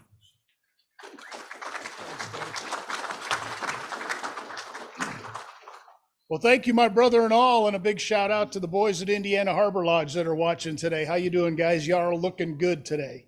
Looking good. All right, you know what this is, don't you? This is our Masonic license plate. How many here in this room and at home have one? Raise your hands. All right, nice job out there in video land. Way to go, way to go. All right, we've been doing this since 2014. That's quite a while, isn't it? And you can see the list of how many plates we've sold over the years. We were down a little bit last year, but we kicked it up again. So I have to encourage you to go out there and buy a Masonic plate. Get it any way you can. Cost $25. The initial one will cost you $40 because the BMV's got to get their cut, of course. But we'll send you $20 back on every plate that you get, and that comes in a recap credit. So just remember that comes in a recap credit. So if you look at your recap statement, that's where it is. Check out these numbers. This is the amount of money every year since we started that has gone back to the lodges. This year, in 2023 that we just got done with, $129,820. That's a whole bunch of money. Yeah, that's That's because of you guys, because you're going out there and buying those plates. Look at that, $1.29 million altogether. See, it is St. Patrick's Day almost, right? And a license plate, you get a pot of gold. Come on. You can do this, you can do this, you can make it happen. Make sure that you get that Masonic license plate. So here's our top 10 lodges. And again, a big shout out to my boys at Indiana Harbor for 79 plates. But again, Plymouth Kill winning 96. And we got Porter Lodge, John Bridegroom. Look, how many plates do you have, John? 4 plates for John. Nice job. Who has 5 or more plates? Anybody? 4 plates? I have 4. 3? All right, there we go. 2. Okay. Oh, there. Okay, got 2. Don't forget the wagon and the wheelbarrow. Okay. All right, don't forget them. All right. Good job, guys. Thank you so much for that. All right, let's see. Oh, what's next here? Go back here. Okay, yeah, that's it. All right, so Patriot database update. We've been making some tweaks. We've added a few things. Secretary Joe Castro sent me a few things. He's here today that we added to the output on the dues information to make it easier for the secretaries to find the lodge guys, so they don't have to go back and forth if they're using spreadsheets. We did a couple of those things. I know Bob had. We were looking for the late fee, so we got the late fee in there. And again, all these little tweaks, I know they take a little time, but they really help us make this better, streamlined. So keep that information coming. Annual reports, recap payments. What is today? The 9th? April 9th? No, March 9th. March 9th. Wish it was April 9th. No. March 9th. We only got a few days before your recap payments and your annual reports are due. So we'll be contacting those lodges. We'll send that list to the Grand Master so he can review it. Remember that your recap payment is due upon receipt. There's no vote needed to cut that check. Also, and I know you all know this, no reports, no payments, no credentials, no vote at the annual communication. So make sure you get that taken care of. Resolutions. You want to write some resolutions to change something in the Blue Book? We need that by April 1st. So please get that to us so that we can get that out. It's my duty and the office's duty to get that to you on or before May 1st. So that's why we need that stuff then. Annual communication, all the information will be sent to your lodge secretaries. Also the notices to the worshipful masters. Remember, your secretary, worshipful master, proxy registers the voting delegates. Must do that. All meal orders will be online only. Meal tickets will be electronics. 2 big things here, guys, 2 big things. Remember to bring your credentials that you get. That's the thing that says you are who you are and you can vote, and your membership card. As I've told you before, there's that door at the end of that long set of tables there. And I've seen guys go in. I've not seen them all come out. So just make sure that's the guys back in there that take care of that, and they'll take good care of you, I think. Annual communication this year will be a 1-day session. We'll try to get that all done in 1 day as we have in the past. This will be the typical schedule. Ellettsville Lodge will open, then we'll have Grand Lodge open. The noon lunch, by the way, that does happen at 12 p.m. I've had people ask, pictures, installation of new grand officers somewhere between 4:30 and 5 o'clock. And then the dinner that night is the presentations of awards that have been given out, and then we'll close that and begin a new Grand Lodge year. This is the link to order your meal tickets if you would like. That all went out in the Lodge Leadership and Essential Notes earlier. So if you need to order any meal tickets, this is where you get that done. $25 for lunch, dinner's $50. As we all know, costs on everything are going up, and this is no exception. So please get those orders in. Please try not to call the office and order your tickets. Okay, it makes it very difficult. I want to talk to you a little bit about remission of dues, because it's remission of dues time now. And the reason you remit dues is because they're physically, financially, or health-wise have an issue. Also in the armed forces. So really make sure that if you're remitting a guy's dues, you're doing it for the right reasons. Remember, if you're unable to contact that person any way, shape, or form, that after 5 years, you should report them as lost. You should never NPD them if you haven't talked to them. This is a true story that just happened. A lady was trying to get information on her father so that she could apply for a scholarship for her son. So I see those emails when they come in. Oh, they all go to Greg Jordan, who's the head of our scholarship board. So I was sitting there, I looked up the guy's information. He was NPD'd in 2015 as a 42-year member. 42-year member. So unfortunately, I had to send an email back to the lady that said, you know, unfortunately, your dad's been suspended NPD, so you're not eligible for that scholarship or to apply for it. She wrote back and she said, well, that was the time that my father had Alzheimer's and was getting treatment.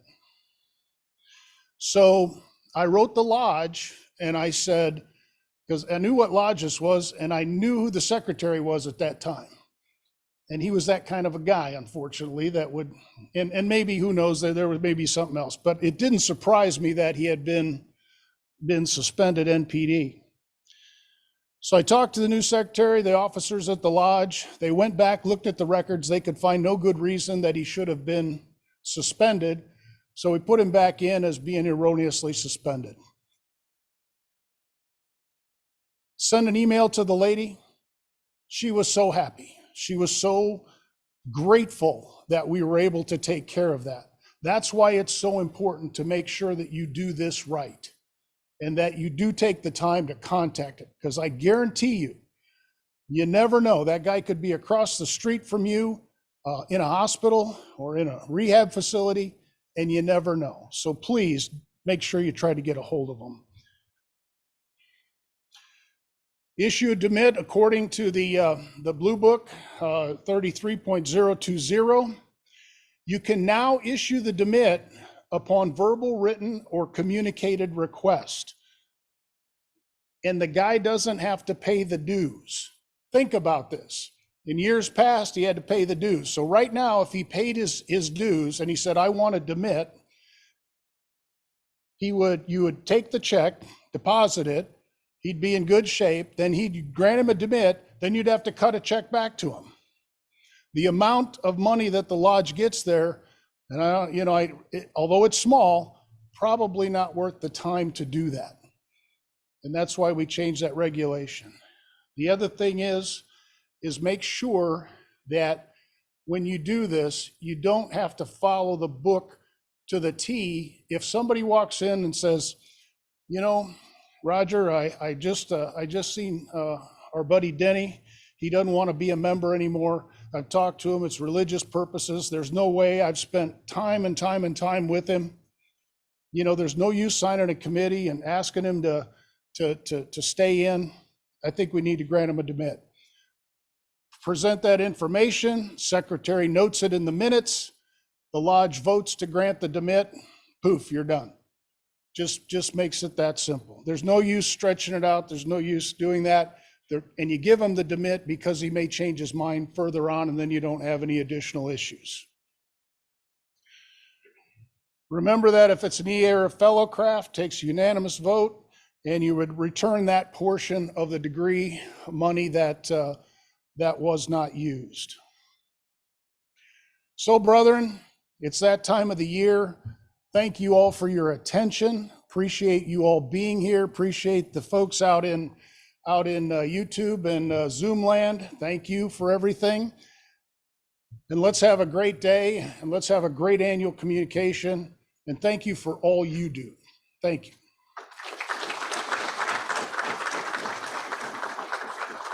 Now it gives me great pleasure to introduce to you the Grand Master of the state of Indiana, Gary E. Brinley.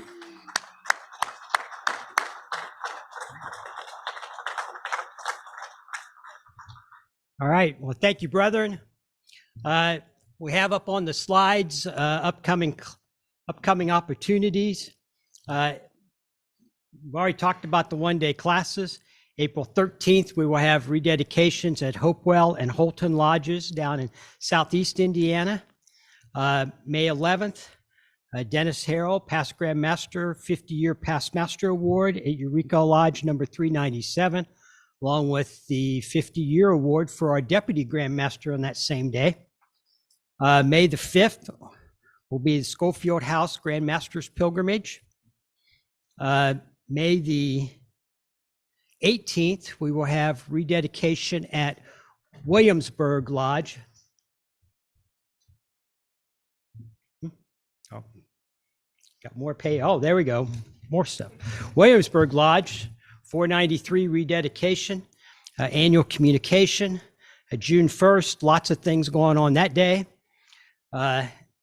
June 15th, is that right? I don't think that's right, is it? June 15th, IMH Shrine and Golf Outing.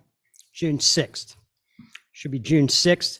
July 27th, Grand Masters Compass Park open.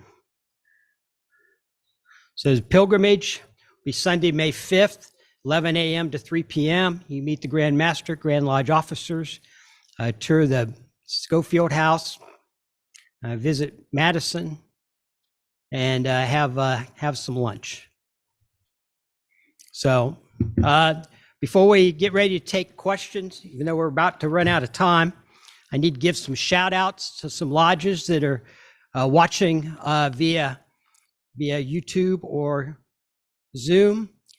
St. Joseph Lodge, 45, 9 members there. Madison, 44, 8. Carmel, 421, 5. Hannah, 61, 5. Reed, 316. 3, Bluffton 145, 6 members. Mount Moriah 77 with 2, Mooresville 78 with 2, Du Bois 520 with 8, Linton 560 with 4, Pierceton 377 with 7 members, Council Oaks 745 with 3, Tarakupi 204 with 3, Greenwood 514 with 4, Indiana Harbor with 6. Those 15 lodges have 75 people attending and watching. We've got at least another 21 different lodges that have registered in. Our peak attendees were 123 at 10:23, and so want to thank them. I got a couple other people that are here in the room that did not get introduced earlier. We have 2 past Grand Masters with us this morning. Most worshipful brother Roger S. Van Gordon and most worshipful brother Jeffrey P. Zering. I'd like to thank both of them for making the drive in, or in Jeff's case, the walk up the trail to the, so. We also have some appointed officers here in the room. Andy Stevens, Marketing and PR Director.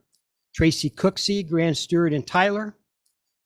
Derek Sterneman, photographer for the Grand Lodge. David Westmeyer, our Grand Marshal. Dirk Rader, our Assistant Grand Lecturer.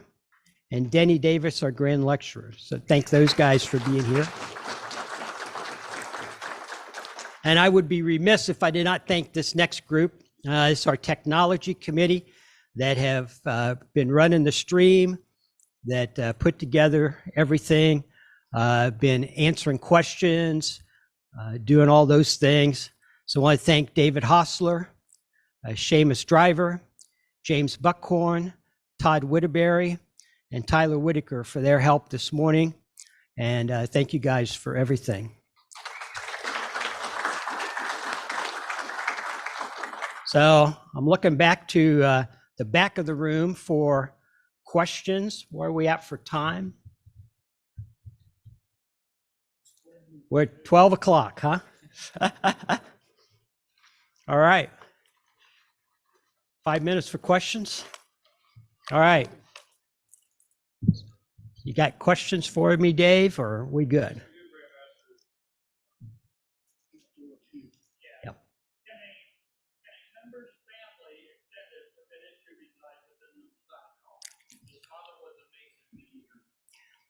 So can a member's family reside within the Masonic home? And I don't see Chad in the room. There he is. Go ahead and tell him, or I'll repeat, I'll answer.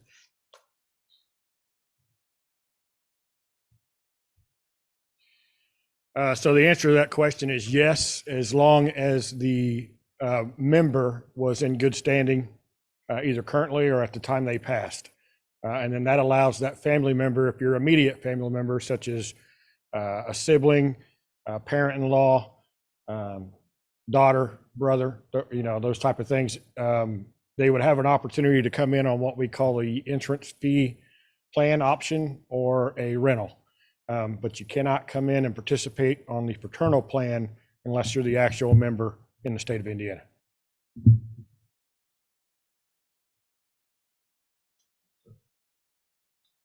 All right, next question. That's it? Yep. Okay.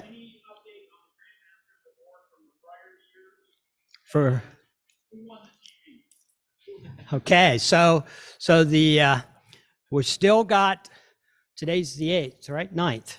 So we still got 22 days for Master Masons to be raised, to be included into that pool for the TVs.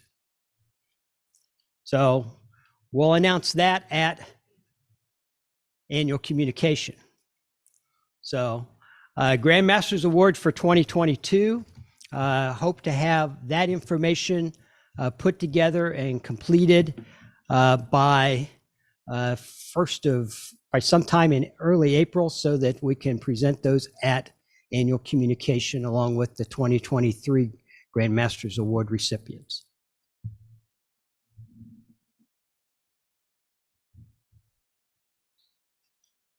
Yep. All right. Anybody got any other questions in the room?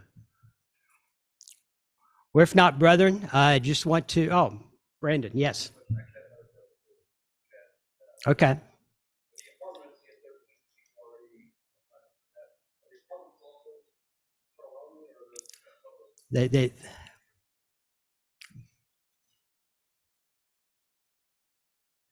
Yeah, so Youngs Creek is open to the public as well. You just have different opportunities to come in on. So whereas Masons have the life care entrance fee option to go throughout their lifetime, that the Compass Park will take care of them. A non-member has either a rental plan or a 90% return on capital plan. Yep. Okay, so I think we've had a pretty good day today. I got a text a little bit earlier from one of my Masonic friends from here in the Indianapolis area, watching from Florida. So we are multi-state. Blake Beals from Germany. Thank you, Blake. So we're international with this event today. So with that, I'd like to call on our Deputy Grand Master for our benediction. Let's see how well he does it. Thank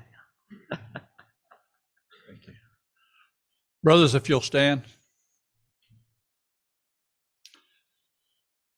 Supreme Ruler of the universe, once again, we come before you thanking you so much for this honor and privilege to be able to come together as brothers, to be able to share information, to share this light that you have provided for us. May we leave this place in harmony, guide and direct us, keep us safe in all of our travels, and may we come back together at the appointed time. In your name we pray, amen. So the conference has been recorded. I'm looking at David here, and it will be available on YouTube for anybody if they want to come back and review it again, or to encourage other people to take a chance to look at the conference. So, all right.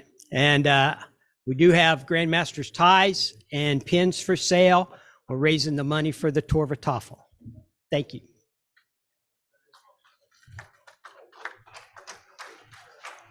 It's good to see you today. Good to see you. You take care.